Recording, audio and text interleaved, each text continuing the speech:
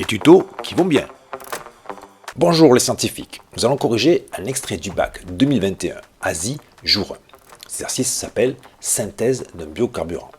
Ce tuto va porter sur l'incertitude de type B. Dans un premier temps, le sujet porte sur la synthèse d'un produit de chimie organique.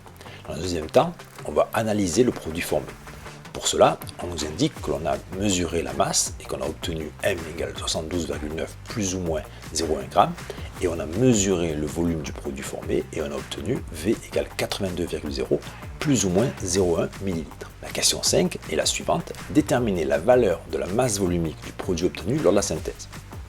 Donc la réponse est relativement facile. Il suffit d'avoir en tête que l'expression de la masse volumique, comme son nom l'indique, c'est le rapport de la masse sur le volume. Donc j'effectue l'opération suivante en divisant la masse par le volume et j'obtiens 0,8890 g par millilitre. Question suivante. Écrire le résultat de la détermination expérimentale de la masse volumique avec son incertitude associée. Pour exprimer l'incertitude associée à la masse volumique déterminée ici, on va avoir besoin de calculer ce qu'on appelle l'incertitude type. Et pour ça, on vous donne l'expression de l'incertitude type calculée à partir de grandeurs mesurées que sont ici la masse et le volume. Donc là, vous avez l'expression.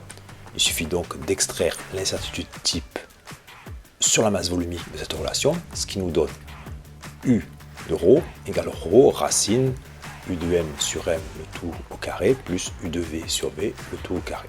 Donc si j'applique cette relation avec les valeurs numériques, ici je vais apparaître la masse volumique, l'incertitude sur la masse, la valeur de la masse, l'incertitude sur le volume, divisé par le volume, et donc j'obtiens 0,0016 g par millilitre. Une fois que j'ai cette valeur-là, je vais écrire mon résultat sous la forme masse volumique égale la valeur qu'on a déterminée plus ou moins son incertitude type.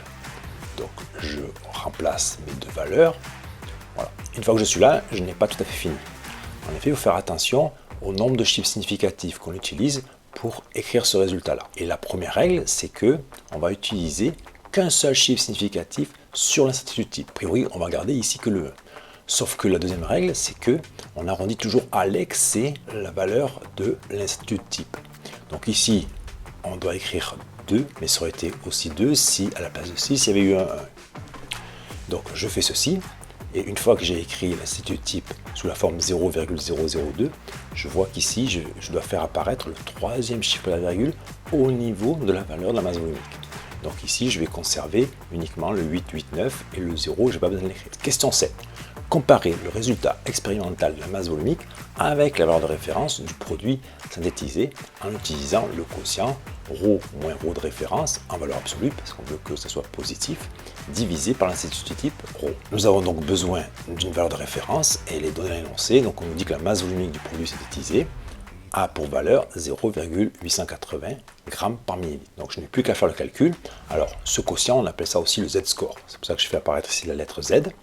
Et donc moi, je n'utilise pas la valeur absolue, je prends juste la valeur la plus grande, qui est la valeur expérimentale, moins la valeur référence, et je divise par l'incertitude type qu'on avait déterminée ici. Et j'obtiens 4,5. Il faut savoir qu'il y a un critère sur ce Z-score. On dit que la valeur expérimentale est compatible avec la valeur de référence si le Z-score est inférieur à 2. Or ici, on a 4,5 et c'est supérieur à 2.